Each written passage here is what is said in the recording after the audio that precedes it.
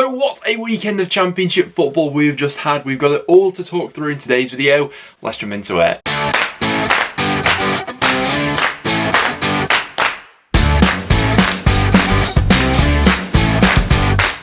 Guys, welcome back to another video on the channel. We've got several talking points to go through. We've also got some midweek score predictions to go ahead and make at the end of the video. Also some FA Cup action to go ahead and touch on. So loads jam-packed into today's video. As always, if you do go on to enjoy, make sure to leave a like and do stick around and subscribe for some regular Championship content and get your thoughts on your side in the comments down below. But without any further ado, let's hop into the action. And starting out with Friday night's game, we had Huddersfield convincingly seeing off Peterborough by 3-0. They set the tempo after just 3 minutes in this one with a cracking strike and were able to cruise to 3 points. And they're now 16 games unbeaten, which is the longest unbeaten streak we've seen this season in the Championship. Previously, we'd seen Bournemouth go on a 15-game unbeaten run at the start of the season. Huddersfield had previously equalled that, but they've now gone one step further, and who knows what's possible for this Huddersfield squad from now on, because I think that they are defying all the odds that were expected of them at the start of the season. In terms of Peterborough, it's worrying at the moment the volume of which they're conceding goals. They're rooted to the bottom of the table now with considerably the worst goal difference in the league of -45. That's now 69 goals conceded this season, so they are now averaging over 2 goals conceded per game, which when you're doing that and you're at the bottom of the table, you're leaving yourself absolutely no chance of getting back into games. So it goes to show the sort of mess that Grant McCann has walked in at Peterborough, I suppose. But for Huddersfield, what a weekend this has been. Heading into really quite an exciting FA Cup tie as well, next up against Nottingham Forest for a chance to play Liverpool in the next round. In terms of Huddersfield's league fixtures though, I would say that things start to get a little bit tougher from here on in. On Friday they've got a game away at West Brom, and then after that I've got games against the likes of Millwall and Bournemouth, and throughout April they've got games against like Luton, QPR, Middlesbrough and Coventry. So a lot of big tests coming up for Huddersfield, but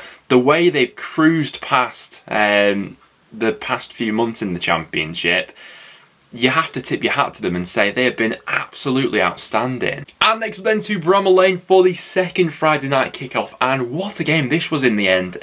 First half, Nottingham Forest completely having the better of it, and all the chances sort of going their way. The big moment coming from Jed Spence attacking from that right hand side, gets into a bit of a tangle, wins the penalty. Brennan Johnson steps up to take it, and when the form is in, you're expecting the back of the net to rip open. But credit to Wes Foderingham, because I think that for a goalkeeper to just hold your ground and stay down the middle takes quite a bit of bottle, and I wouldn't even say it's like a bad penalty, because when you're expecting the keeper to dive either way, if you're just sort of slotting it down the middle, if he doesn't stay there, we say fair enough to Brennan Johnson. But yeah, Wes Foderingham deserved a lot of credit for that. But Sheffield United really hanging in that first half, and even moving on into the second when sort of Cook hit the crossbar. Sheffield United did get their moment of quality there. We saw Gibbs White and Billy Sharp combine for the goal. How many times have we seen them do that this season? But great quality from Gibbs White from that right hand side, and Sharp heads in well. Going into the later stages, it seemed like Sheffield United were going to hold on. I didn't actually realise how good Sheffield United's defensive record has been at home recently. They've kept clean sheets in their last 6 home matches going into this one, but it would have been quite harsh on Forest, I'd say, had they not got at least a point from this game, because I do think that over the course of the 90 minutes, Forest were the better team in this one. In the end, it's a 95th minute equaliser, Garner with the ball in and Yates with the header, and Forest have enjoyed leaving things late throughout the season. But yeah, it paints an interesting picture for the top 6 now, because we're at such a point where the quality from around about sort of 10th, 9th upwards is really quite high in the Championship at the moment, and there is quite a high possibility that a team gets sort of mid-70s in terms of a point total and doesn't end up making it into the playoffs. So games like this against promotion rivals are going to be absolutely pivotal in settling the top 6 come the end of the season, and both teams, I suppose, are as they were going into this one as the points were shared. But a good game to watch. Next then to Craven Cottage for Fulham 2, Blackburn 0. Fulham extending their lead at the top of the Championship thanks to Bournemouth dropping points this weekend, and a good performance here from from Fulham. They had it pretty easy in the first half. It was sort of wave after wave of Fulham attacks going forward. Disappointing goal for Blackburn to concede, with Kaminski making that mistake for the opening goal, who's usually so reliable, but he just sort of fumbles that ball that comes into him, and Cabana is able to sneak in and make it 1. Wilson then makes it 2 with a delightful chip over Kaminski, who's on rushing coming out, but once again, bit of a simple pass that undoes them, and straight through their back line from Adarabioyo. To be fair to Blackburn, I did think they improved in the second half, and actually had the ball in the back of the net, but a late offside flag went ahead and ruled that one out. And we also saw Nico Williams almost scoring the goal of the season, but that one clipped off the crossbar from his audacious effort. In terms of Blackburn, their top 6, push for this season was never going to be decided on a game away at Craven Cottage. We all expected this to be a tough game for them.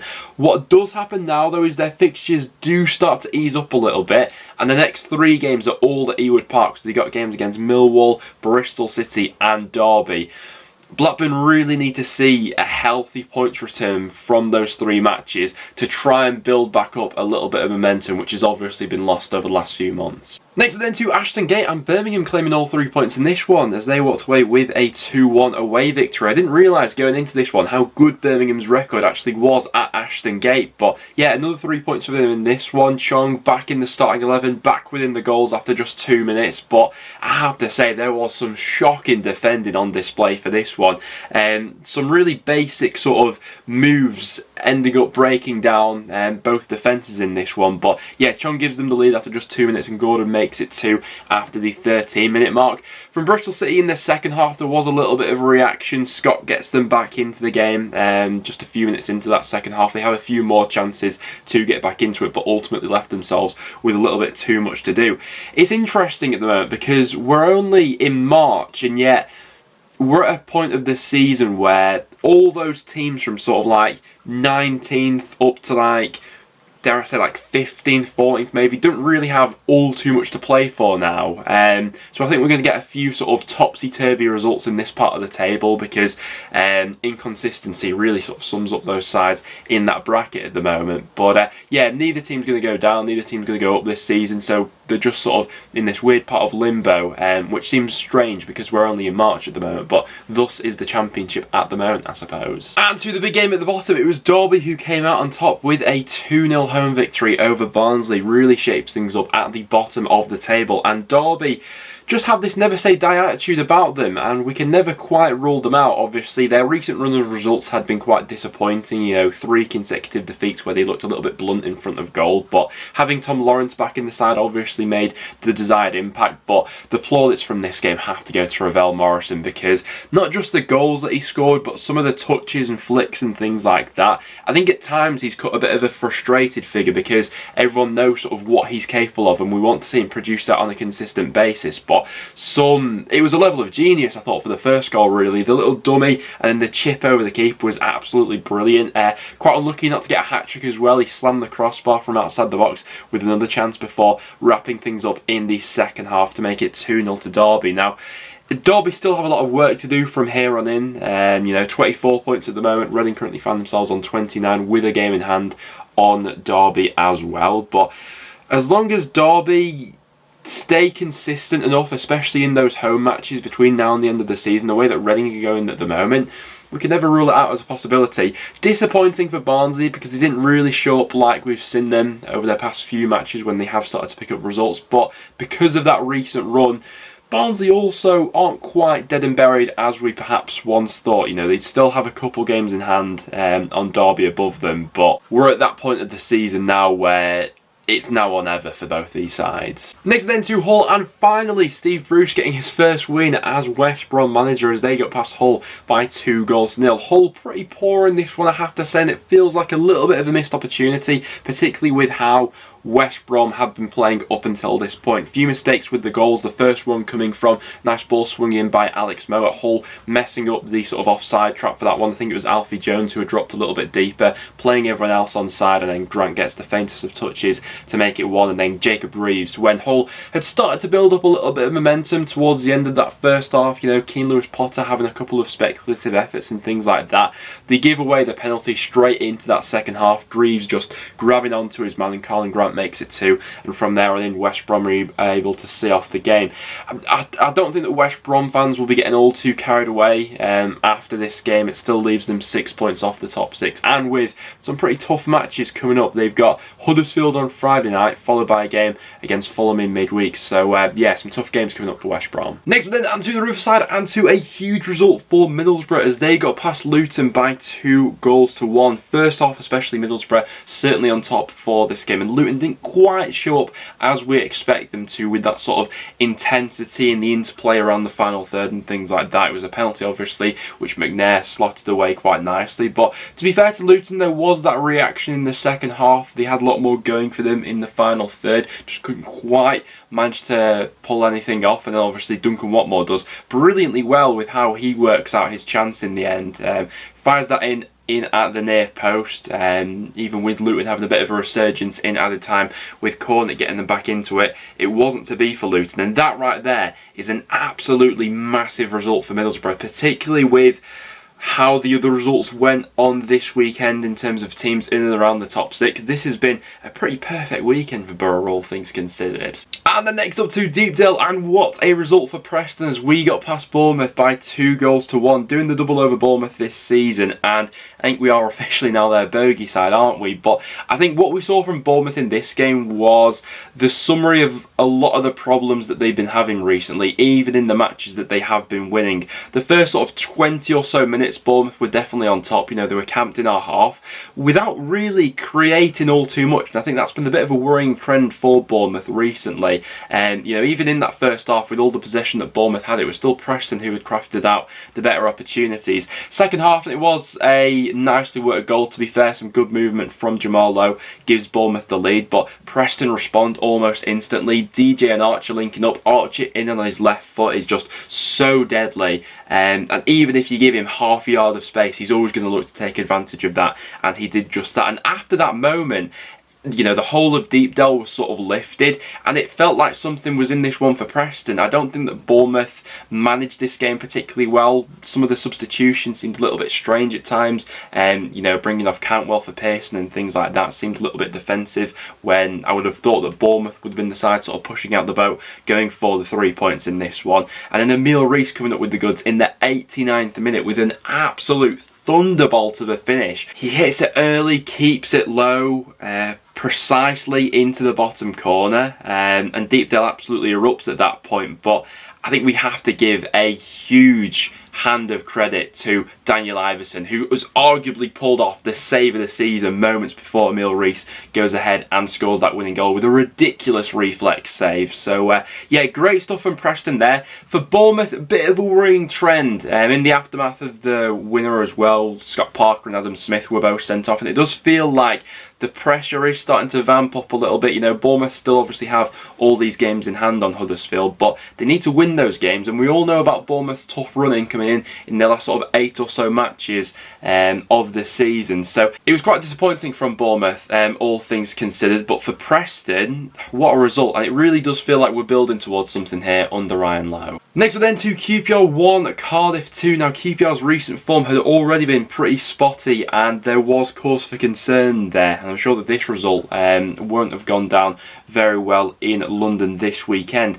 It seemed like a bit of a strange game, to be honest with you, because from what I saw in the first half, it seemed like QPR were playing with a little bit of swagger and creating chances. Gray's finish was an absolutely smashing one into the back of the net, and I'm not sure whether it was sort of complacency in the second half, a few tweaks or anything like that, but QPR just seemed to completely fall apart, and it seemed like a bit of a turgid affair in that second half. But full credit to Cardiff, who had to ride out a bit of a storm, it seemed, in that first half to stay in it, but Davis gets them back in it, and then Colwell with that free kick right into the top bins. Brilliant strike. It now leaves Cardiff 17th in the Championship on 42 points, well clear of the bottom 3, and they're looking to end the season now as strongly as possible. And fair play to Steve Morrison, who's done a terrific job there, in fairness, since he's gone in. For QPR though, yeah, this recent run of results, it is cause for concern for them, especially with the vast majority of teams below them having games in hand on them at the moment and the way that QPR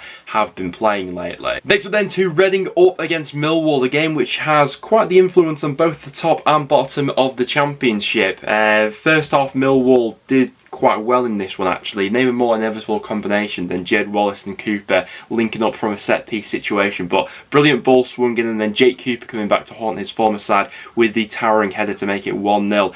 In the second half it was more about Reading trying to take the game to Millwall. I don't think that Millwall registered a shot on target in that second half. They had about 30% of the ball, but this Millwall side aren't conceding many goals at the moment. That's now 5 wins on the bounce, and we said a couple of weeks ago that Millwall probably left it a little bit too late for a top 6 push, but with 5 wins on the bounce, they're only 3 points off the top 6 now. Now, by no ways am I expecting, you know, this ridiculous run that Millwall are on at the moment to sustainably continue throughout the season, but they've certainly thrown their hat in the ring for an interesting end to the season now with the way things are going. In terms of Reading, could we critique Ince maybe that he didn't change things sooner? I think the first substitution he made in this one was with about 10 minutes to go. Could he have altered things slightly to try and give Reading a little bit of an edge, possibly? Something to look back on maybe from the match. But yeah, good win there for Millwall, who go into quite an interesting run of games next as well. Blackpool managed to get past Stoke thanks to a late Josh Bowler winner. Josh Bowler on some serious form at the moment. I wonder how much money Blackpool would be looking for Bowler in the summer, because I'm sure there's bound to be interest, particularly if he carries on scoring at his current rate. But Yates deserves a bit of a mention, to be honest, because his sort of flick and link up with Bowler in the build up to that goal was absolutely fantastic. Good awareness of the players around him.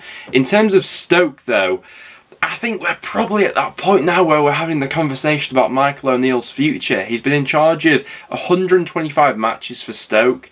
They're currently 15th in the Championship. He's not delivered the top half finish for them as of yet. They're ending this season with a whimper, to be honest with you. And if we stack the quality in this Stoke side up with the rest of the Championship, they have no business being in and around 15th. And it's been another gross underachievement if they're bound to finish 15th, and the way they're going at the moment, they could even drop lower than that. So heading into next season, because at this point Stoke aren't going to go up, they're not going to go down, I think it's only right that we start to think of, you know, managerial changes going into next season.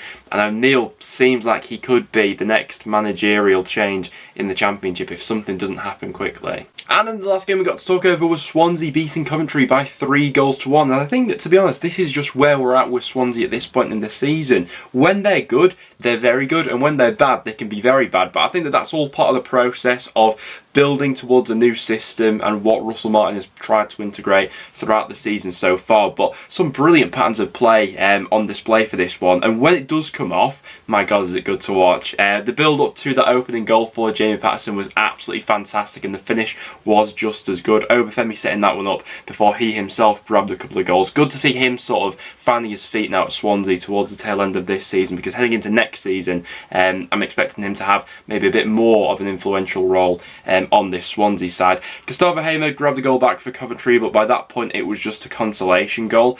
And with Coventry, dare I say it, I think their next 2 matches probably define where Coventry are at the moment in terms of whether they do go one step beyond where they are at the moment, or whether it will be the sort of 10th or so placed finish and they just don't quite have enough to bridge the gap or with the teams above them. The next 2 games they've got are up against Luton and Sheffield United. Both home games. If they come out of those 2 games with like 4 points, suddenly they're looking quite healthy still for the top 6, but if both those games get away from them like they did this Swansea game, then the playoffs will probably be one step too far. But guys, there we have it. Those were all the matches going on in the Championship this weekend. So as always, make sure to get your thoughts in the comments down below. What did you make of your team's performance and all the other talking points that we've had going on this week? Now, without any further ado, let's head into the midweek matches, which we've got to go ahead and predict. So heading into the midweek fixtures, we've got 6 games to go ahead and predict. We've also got an FA Cup match which is coming up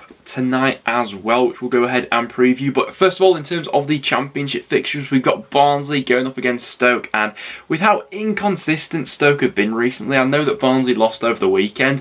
It feels like there could be something in this one for Barnsley. They need to take advantage of these games in hand. Their form Oakwell has seen an upturn recently. I'm going to go for a 1-0 Barnsley there, but both teams are pretty unreliable at the best of times. Blackburn up against Millwall is a really interesting one. Blackburn's fixtures do start to ease up a little bit, but they're heading into what is another pretty tough looking match here. Millwall, who have strung together all the wins recently, keeping things pretty tight at the back. I'm going to go for a 1-1 draw there, but 1 goal either way certainly wouldn't surprise me. Bournemouth up against Peterborough is interesting because I didn't think that Bournemouth looked particularly great this weekend as they came to Deepdale, but they're going into what is a pretty kind looking fixture here and a decent opportunity for them to bounce back and maybe score some more goals and get some more confidence installed into that team. Peterborough shipping goals for fun at the moment, rooted to the bottom of the table. I'm going to go 3-0 Bournemouth in that game. Coventry up against Luton is an interesting one. Both teams chasing the top 6 at the moment, both teams losing over the weekend. They've both got a decent record with bouncing back from defeats as well. Neither of them have particularly gone on a long losing streak throughout the season so far, and for that reason I'm gonna say they'll cancel each other out and I'll go for a 1-1 draw. Another pretty tight match coming up there. Next up, and to another massive game in the playoff hunt, we've got Sheffield United going up against Middlesbrough. Middlesbrough massive 3 points over the weekend against a fellow promotion rival, and they're going into another game with just as much magnitude against Sheffield United in this one. Sheffield United don't tend to concede many goals at home. Middlesbrough have been a little bit more sort of spotty on the road as well. I'm going to go for another draw in that game. Does feel like there's a lot of tight ones coming up in midweek. And then last of all, we got Swansea going up against Fulham. Swansea playing some lovely football over the weekend, but Fulham are just in this grinding mindset at the moment where they're churning out the results, they're scoring the goals. I'm going to go 2-0 Fulham in that game. And then for the FA Cup time we've got going on tonight, it's Nottingham Forest up against Huddersfield. We will be doing a deeper dive into Huddersfield's season so far in a video that's coming out later in the week. But in terms of this game, it's quite a tough one to predict really, because Forest have been absolutely brilliant, especially in the FA Cup so far, with the opposition that they face and how they've got through those games, as well as the fact that this game's at the City ground, so that also maybe plays into their advantage. But Huddersfield are on this unbelievable unbeaten run at the moment and everything seems to be going their way. I'm just going to edge Forest, I think, maybe with having that home advantage. I'm going to go 2-1, but no result would really surprise me in that game, and they are playing for a brilliant time in the next round against Liverpool. Well guys, there we have it. Those are my score predictions heading into the midweek matches. Make sure to let your score predictions be known in the comments down below, and if you did go on to enjoy, make sure to leave a like and do go ahead and subscribe for some regular championship content. Thanks for watching though guys, and I'll see you all in the next one.